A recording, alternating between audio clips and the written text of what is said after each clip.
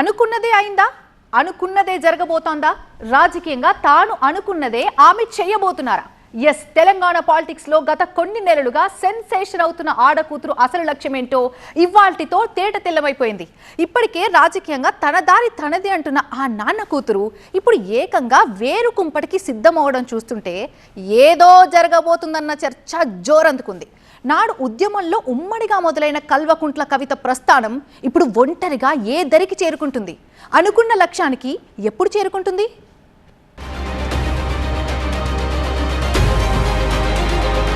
అంతులేని కవిత కథ, బతుకమ్మ కొత్త వేదిక, ఆడబిడ్డ సెంటిమెంట్ ఆదుకుంటుందా? కలిసి వచ్చేదెవరు? మద్దతునిచ్చేదెవరు? डरना नहीं किसी के भी पैरों के नाप से, डरना नहीं किसी के भी पैरों के नाप से, आखिर में पुण्य जीत ही जाएगा पाप से, आखिर में पुण्य जीत ही जाएगा पाप से। गीता में कृष्ण ने कहा अर्जुन से बस यही, गीता में कृष्ण ने कहा अर्जुन से बस यही, आखिर में पुण्य जीत ही जाएगा पाप से। ఇన్నాళ్లు రాజకీయం ఒకెత్తు, ఇక ముందర మరో ఎత్తు. ఈ విషయంలో క్లారిటీ ఇచ్చేశారు ఎమ్మెల్సీ కల్వకుంట్ల కవిత. యువత కోసం ఒక కొత్త రాజకీయ వేదిక ఏర్పాటు చేస్తున్నట్టు ప్రకటించి మరో సంచలనానికి తెరలేపారు. తెలంగాణ జాగృతిని రాజకీయ పార్టీగా మారుస్తానని చెప్పిన కవిత ఖచ్చితంగా రాష్ట్రంలో రాజకీయ శక్తిగా ఎదుగుతానని స్పష్టం చేశారు. ఆడబిడ్డగా ఆశీర్వదించి అందరూ మద్దతునివ్వాలని విజ్ఞప్తి చేసిన కవిత వచ్చే ఎన్నికల్లో జాగృతి పార్టీ పోటీ చేస్తుందని కూడా చెప్పారు. నిండు సభలో కన్నీటి పర్యంతమైన కవిత ఎమ్మెల్సీగా ఈ దఫా ఇదే చివరి ప్రసంగం అన్నట్టుగా మాట్లాడి ప్రజల పక్షాన మళ్లీ చట్టసభలకు వస్తానని స్పష్టం చేశారు. తప్పకుండా తెలంగాణ జాగృతి ఒక పార్టీగా ఎదుగుతుంది, పొలిటికల్ పార్టీగా ఎదుగుతుంది. ఈ పార్టీ మరి తెలంగాణ ప్రజల పక్షాన నిలబడి పనిచేస్తుందని కూడా ఈ సందర్భంగా నేను తెలియజేస్తా ఉన్నాను. మరి పార్టీ ఎప్పుడు ఏంది, విధి విధానాలు ఏందన్న అన్ని చిన్న చిన్న సాంకేతిక అంశాలు, కానీ రాబోయే అసెంబ్లీ ఎన్నికలలో తెలంగాణ ప్రజల పక్షాన నిలబడి పోటీ చేయడానికి, నిలబడి వారి యొక్క హక్కుల్ని కాపాడడానికి, ప్రజల పక్షాన పనిచేయడానికి తెలంగాణ జాగృతి ఒక శక్తిగా ఖచ్చితంగా చట్టసభల్లో తిరిగి అడుగు పెడుతుందనే విషయాన్ని ఎటువంటి అనుమానం లేకుండా నేను ఇవాళ తెలియజేస్తా ఉన్నాను. కొన్నాళ్లుగా కవిత ఈ తరహా వ్యాఖ్యలు చేయడం కొత్తమీ కాదు. కానీ నిండు సభలో కన్నీరు పెట్టుకుని రాజకీయంగా ఇలాంటి స్టేట్మెంట్స్ ఇవ్వడమే పొలిటికల్ గా సెన్సేషన్ అవుతోంది. 6 నెలల క్రితం అనూహ్యంగా బీఆర్ఎస్ వ్యతిరేక స్టాండ్ తీసుకున్న ఆమె ఆ పార్టీ ముఖ్యులను టార్గెట్ చేస్తున్న తీరు తెలంగాణ రాజకీయాన్ని షేక్ చేస్తూనే ఉంది. ఆ కారణంతోనే పార్టీ నుంచి కూడా సస్పెండ్ అయిన కవిత తన విమర్శల్లో, ఆరోపణల్లో ఏమాత్రం వేడి తగ్గించలేదు. ఆ క్రమంలోనే ఇవాళ సొంత పార్టీపై కీలక ప్రకటన చేసిన కవిత మరోసారి పొలిటికల్లీ హాట్ టాపిక్ అయ్యారు. కవిత కొత్త పార్టీ పెడతారు సరే, ప్రస్తుత పరిస్థితుల్లో దాని ప్రభావం ఎంత, కలిసి నడిచేదెవరు, మద్దతునిచ్చేదెవరు అన్నదే ఇప్పుడు పొలిటికల్ తెర మీద పెద్ద చర్చకు కారణమవుతోంది. తాను రాజకీయ శక్తిగా ఎదుగుతానంటూ కవిత మాటలు నిజమయ్యే మార్గముందా అనేది కూడా డిస్కషన్ పాయింటే ఇక్కడ. అలాగని ఆమె ప్రూవ్డ్ లీడర్ కాదని అనలేం. బతుకమ్మను నెత్తినెత్తుకొని ఉద్యమ సమయంలో జాగృతి పేరిట జనాన్ని జాగృతం చేశారు. స్వరాష్ట్ర పోరాటంలో తనవంతు పాత్ర పోషించారు, అది కూడా కాదనలేం. ఆ తర్వాత 2014లో అనూహ్యంగా నిజామాబాద్ ఎంపీగా గెలిచి పార్లమెంటులో అడుగుపెట్టారు. 2018లో నిజామాబాద్ మొత్తంగా బీఆర్ఎస్ క్లీన్ స్వీప్ చేయడంలో కీలకంగా వ్యవహరించిన కవిత 2019 ఎన్నికల్లో అనూహ్యంగా ఎంపీ అభ్యర్థిగా ఓటమిని మూటగట్టుకున్నారు. ఆ తర్వాత స్థానిక సంస్థల కోటాలో ఎమ్మెల్సీగా గెలవడం, లిక్కర్ స్కామ్లో అరెస్ట్ అయి 6 నెలల పాటు తీహార్ జైల్లో ఉండాల్సి రావడం, 2024 ఎంపీ ఎన్నికల్లో అసలు పోటీలోనే లేకుండా పోవడం ఆమె పొలిటికల్ ప్రయాణంలో ఊహించని మలుపులు. అయితే ఇక్కడిదాకా ఆమెకు ఎదురైన విజయాలైనా, అపజయాలైనా, కేసులు, జైళ్ల నుంచి బయటపడటమైనా, ఆ పరిణామాలు ఏవైనా సరే ఆమె వెనకాల బీఆర్ఎస్ ఉంది. మొన్నటి వరకు సస్పెండ్ అయ్యేంత వరకు ఆమె ప్రతి అడుగు గులాబీ దళంతోనే ముడిపడి ఉంది. అంతకు మించి కేసీఆర్ అనే మహాశక్తి ఆమెకు వెన్నంటి నీడలా కాచుకుంది. అందుకేనేమో ఆమెకు ఏదైనా సాధ్యమైంది. కానీ ఇప్పుడు ఆమె ఒంటరి. ఇప్పుడు సాధించేదాన్ని బట్టే ఆమె రేంజ్ డిసైడ్ అవుతుంది అనేది కాదనలేని వాస్తవం. కాబట్టి ఆమె చెప్పినట్టు ఓ పార్టీ స్థాపించి విజయం సాధించి రాజకీయ శక్తిగా ఎదిగితే అది ఖచ్చితంగా ఆమె స్వతహాగా దక్కించుకున్న విజయం అవుతుందన్నది రాజకీయ విశ్లేషకుల మాట. నేను తెలంగాణ బిడ్డను, నేను కేసీఆర్ బిడ్డను, నేను మొండిదాన్ని, మంచిదాన్ని, అనవసరంగా జైలుకు పంపి నన్ను జగమొండిని చేసిండు. ఇంకా ప్రజాక్షేత్రంలో గట్టిగా పనిచేస్తాం, కమిట్మెంట్ తో పనిచేస్తాం. 6 నెలల జైలు జీవితం తర్వాత బయటకొచ్చి కవిత చేసిన ఈ ప్రకటన చూస్తే ఆమె గురించి కాసింత క్లారిటీకి రావచ్చు. ఆమె నిజంగానే మొండి వైఖరి కలిగిన నాయకురాలని ఊహించుకోవచ్చు. కానీ ఆ మంగమ్మ శపథం చేసిన సమయంలోనూ ఆమె బీఆర్ఎస్ తోనే ఉన్నారు. ఇప్పుడు ఆవిడ విమర్శిస్తున్న ఆ బీఆర్ఎస్ ముఖ్యులు ఢిల్లీకి చక్కర్లు కొట్టి ఎన్నో ప్రయత్నాలు చేస్తేనే ఆమె బయటకు వచ్చిందనే వారు లేకపోలేదు. కాబట్టి అప్పుడు చేసిన శపథానికి ఇప్పుడు చేసిన కొత్త పార్టీ ప్రకటనకి చాలా తేడా ఉంది. అందుకే ఆమె కొత్త పార్టీ ప్రయాణం అంత ఈజీగా సాగుతుందా అనే చర్చ జరుగుతోంది. కవిత పార్టీ పెడితే ఎవరికి లాభం, ఎవరికి నష్టం అనే యాంగిల్లోనూ చర్చ జరుగుతోంది. బీఆర్ఎస్ నుంచి ఎంతమంది ఆమె పార్టీ వైపు అడుగులు వేస్తారు? పెద్దాయనే కాదనుకున్నాక ఇప్పుడు ఆయన కుమార్తె పెట్టే కొత్త వేదికపై చేరే ధైర్యం ఎంతమంది చేయగలరు అన్నదే ఇప్పుడు పొలిటికల్ సస్పెన్స్. కవిత ఎపిసోడ్లో హరీష్, కేటీఆర్ల మధ్య విపరీతమైన మనస్పర్ధలు వస్తాయనుకుంటే వారిద్దరి బంధం మరింత బలపడినట్టు కనిపిస్తోంది. మరి అటు హరీష్, ఇటు కేటీఆర్లను కాదని కవితను ఫాలో అయ్యే గులాబీ నేతలు ఎంతమంది అన్నదే తెలియాల్సి ఉంది. దాన్ని బట్టే బీఆర్ఎస్కు ఎంత నష్టమన్నది తెలియవస్తుంది. ఇక అధికార కాంగ్రెస్ కు అనుకూలంగా వ్యవహరిస్తున్నారంటూ ఇప్పటికే గులాబీ దళంలో చాలా మంది కవిత గురించి గుసగుసలాడుకుంటున్నారు. ఆమె వ్యవహార శైలి కూడా అలాగే ఉంటుందన్నది ఆ వర్గం చెబుతున్న మాట. అంశమేదైనా కేసీఆర్ తప్ప అన్నట్టుగా 10 ఏళ్ల బీఆర్ఎస్ పాలనలో కీలకంగా వ్యవహరించిన అందరిపైన కవిత అవినీతి బురద చల్లుతుండడం ప్రస్తుత అధికార పక్షం చేస్తున్న ఆరోపణలకు బలాన్ని ఇస్తుందనే అభిప్రాయం ఉంది. ఆ లెక్కన ఆమె పార్టీ అధికార పక్షానికి అదనపు బలం కావచ్చని వారు లేకపోలేదు. ఇక ప్రస్తుతం రాష్ట్రంలో కొత్త పార్టీల అవసరం ఎంతుందనేది కూడా ఇక్కడ చర్చనీయాంశం. ఎందుకంటే గత ఎన్నికలకు ముందు వైఎస్ఆర్టీపీ అంటూ వైఎస్ఆర్ కుమార్తె షర్మిల చేసిన హడావుడి ఎంత హైప్ క్రియేట్ చేసిందో అంతే సైలెంట్ గా కనుమరుగైపోయింది. కాకపోతే కవితకు ఉద్యమ నేపథ్యం ఉంది కాబట్టి కాసింత ప్రభావం చూపొచ్చనేవారు ఉన్నారు. ఉద్యమకారులకు బీఆర్ఎస్ లో స్థానం లేదంటున్న కవిత పంచన బీఆర్ఎస్ అంటే ఇష్టపడని ఉద్యమకారులు చేరే అవకాశం లేకపోలేదన్నది మరో వర్గం విశ్లేషకుల మాట. జాగృతిగా ఇప్పటికే జనం బాట పట్టిన కవిత ప్రజా సమస్యలపై పోరాటం ఉధృతం చేస్తున్నారు. ఇలాంటి పరిస్థితుల్లో ఆమె చేసిన కొత్త పార్టీ ప్రకటన యువతకు అవకాశాలంటూ ఎత్తుకున్న కొత్త నినాదం ఎంతవరకు ఫలితాన్నిస్తుందన్నదే పొలిటికల్ సస్పెన్స్. ఈ పరిస్థితుల్లో కవిత కన్నీటి కథ, అంతులేని వ్యధ ఏ తీరానికి చేరుతుందో చూడాలి.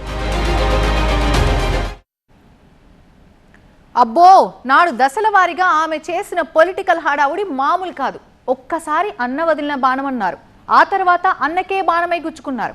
తెలంగాణ గట్టు మీద నేను సైతం అంటూ పార్టీ ఓపెన్ చేశారు. అక్కడ దుకాణం మూసేసి ఏపీకి వచ్చారు.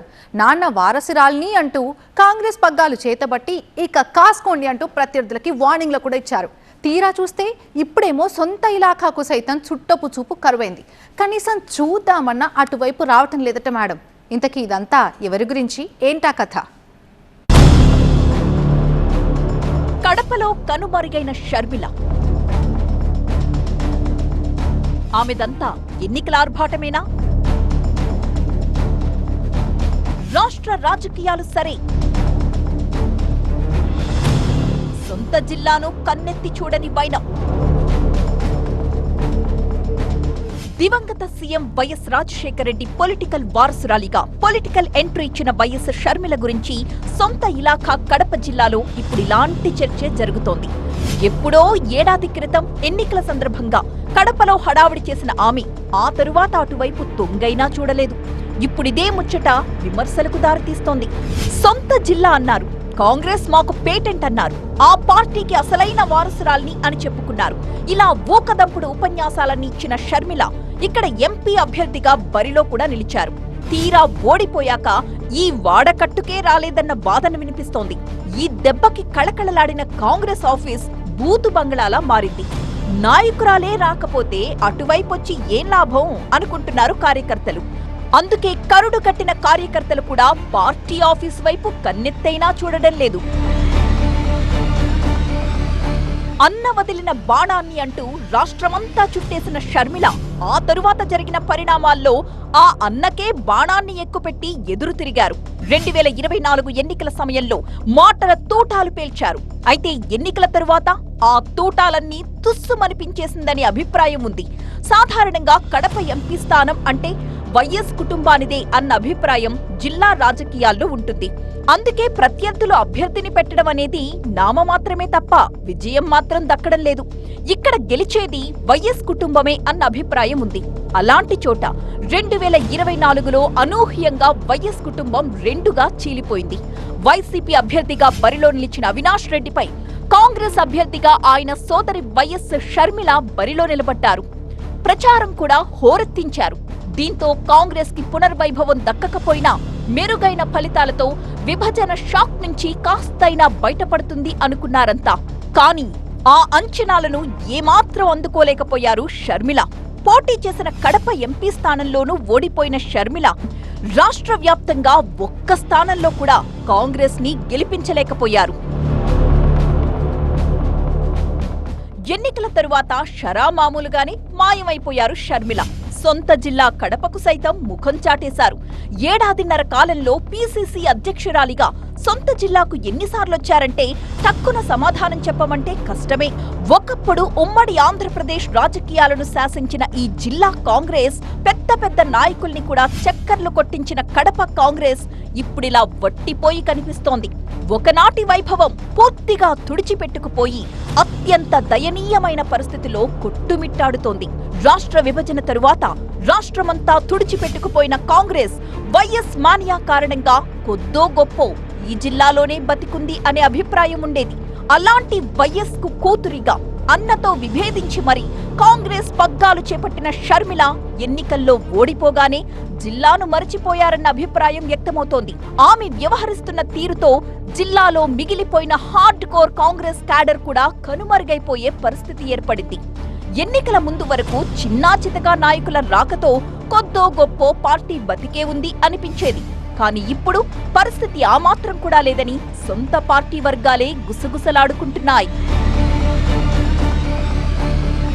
వైఎస్ కూతురిగా తనను ఆదరించాలంటూ ఎన్నో మాటలు చెప్పిన షర్మిల ఎన్నికల తరువాత కనీసం ఆ జిల్లా వైపు కన్నెత్తైనా చూడడం లేదు.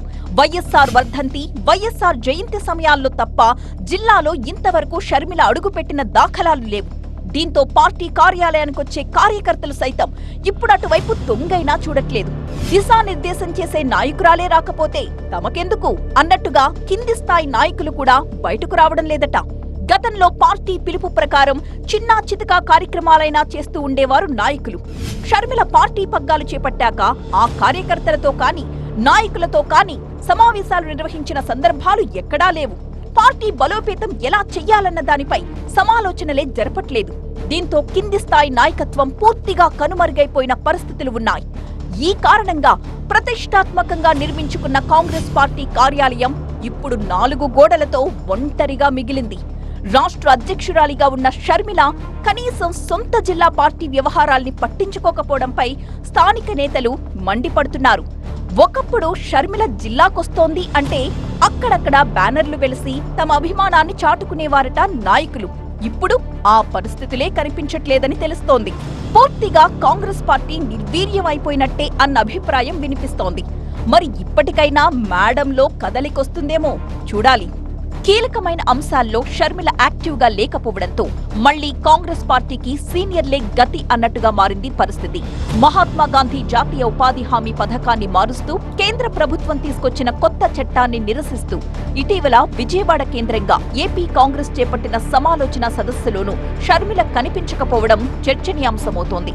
ఇతర పార్టీలు, సంస్థలకు చెందిన కీలక నేతలు పాల్గొన్న ఈ సదస్సులో ఏపీ పీసీసీ అధ్యక్షురాలిగా షర్మిల పాల్గొనకపోవడం విమర్శలకు తావిస్తోంది. ఇదే విషయమై భారీ స్థాయిలో నిరసన తెలపడానికి అగ్రనేతలు రాష్ట్రానికి రానున్న వేళ షర్మిల వ్యవహరిస్తున్న తీరు చర్చనీయాంశంగా మారింది. మండలి వేదికగా బీఆర్ఎస్ పై మరోసారి విమర్శలు గుప్పించారు ఎమ్మెల్సీ కవిత. తాను బీఆర్ఎస్ లో ఎప్పుడూ టికెట్ అడుక్కోలేదన్నారు. బీఆర్ఎస్ హయాంలో ఉద్యమకారులను ఎప్పుడూ పట్టించుకోలేదని ఆరోపించారు. నైతిక విలువలు లేకుండా పోయిన బీఆర్ఎస్ ని వీడుతున్నందుకు సంతోషంగా ఉందని తెలిపారు కవిత.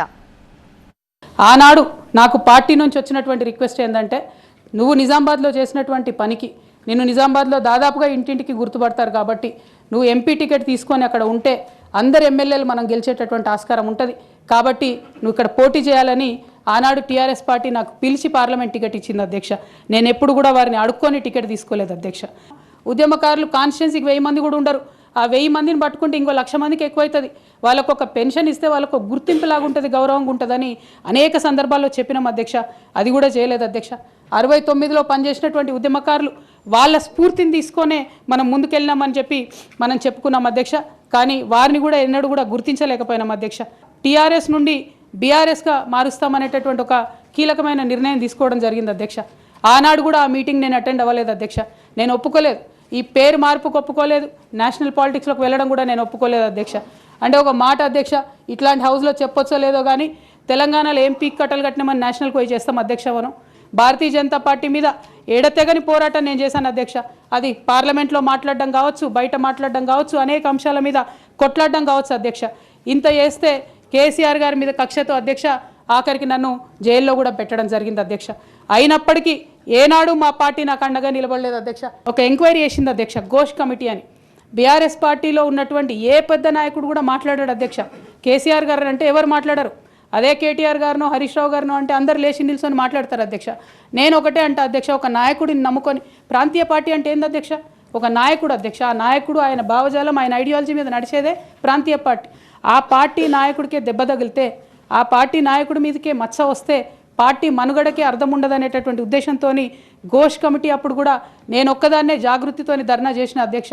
ఏ ఒక్కరు మాట్లాడరు అధ్యక్ష. ఎటువంటి పద్ధతి లేదు అధ్యక్ష. ఒక పార్టీ నడిపే పద్ధతి డెఫినెట్గా ఇది కాదు అధ్యక్ష. అవసరం అనుకుంటే నేను లీగల్గా ఛాలెంజ్ చేయొచ్చు, కానీ నేను ఛాలెంజ్ చేయను అధ్యక్ష. ఎందుకంటే ఎటువంటి పద్ధతి లేనటువంటి బీఆర్ఎస్ పార్టీ నుండి, ఎటువంటి నైతికత లేనటువంటి బీఆర్ఎస్ పార్టీ నుండి దూరం అవుతున్నందుకు ఇవాళ నేను చాలా సంతోషిస్తున్నా అధ్యక్ష. కవిత విమర్శలకి కౌంటర్ ఇచ్చారు బీఆర్ఎస్ మహిళా నేతలు. అసలు ఆమె మనస్ఫూర్తిగా ఎమ్మెల్సీ పదవికి రాజీనామా చేశారా అని ప్రశ్నిస్తున్నారు. తనకు అవసరం లేదనుకున్న పదవితో కౌన్సిల్కి ఎలా హాజరయ్యారంటున్నారు.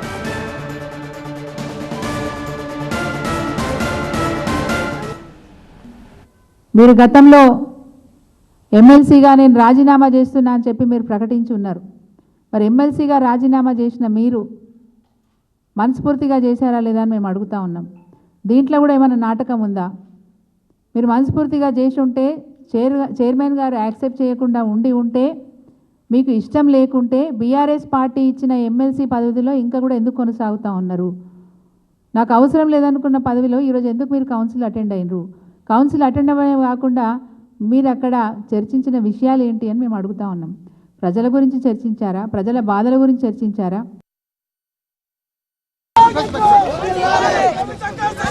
ఎంపీగా ఓడిపోయిన కవిత బాధ చూడలేక ఆమెకు ఎమ్మెల్సీగా కేసీఆర్ అవకాశం ఇచ్చారన్నారు మాజీ ఎమ్మెల్యే గొంగిడి సునీత. కవిత కంటే సీనియర్స్ ని పక్కన పెట్టి మరి కేసీఆర్ ఈ డెసిషన్ తీసుకున్నారన్నారు. ఓటమి పాలైన మీ బాధ చూడలేక మా పార్టీ గౌరవ అధ్యక్షులు గౌరవనీయులు కేసీఆర్ గారు మీకు మళ్ళీ ఎమ్మెల్సీగా అవకాశం ఇచ్చినారు. ఆ మాట ఎట్లా మర్చిపోయినారు? మీకంటే సీనియర్, మొదటి నుంచి కూడా మా కేసీఆర్ గారు వెంబడి నడిచిన బోయినపల్లి వినోద్ కుమార్ గారు కూడా ఓడిపోతే వారికి కూడా ఇవ్వకుండా మీకు అవకాశం కల్పించినారు. ఎట్లా మర్చిపోయినారు మీరు?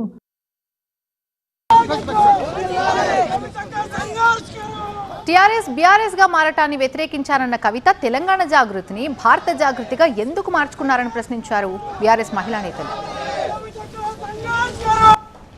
టీఆర్ఎస్ పార్టీని బీఆర్ఎస్ పార్టీగా మార్చడం సరైంది కాదనే మాట మాట్లాడినారు. టీఆర్ఎస్ పార్టీని బీఆర్ఎస్గా మార్చడం మీకు ఇష్టం లేదనే మాట చెప్పినప్పుడు తెలంగాణ జాగృతిని భారత జాగృతిగా మీరెందుకు మార్చుకున్నారని అడుగుతున్నాను.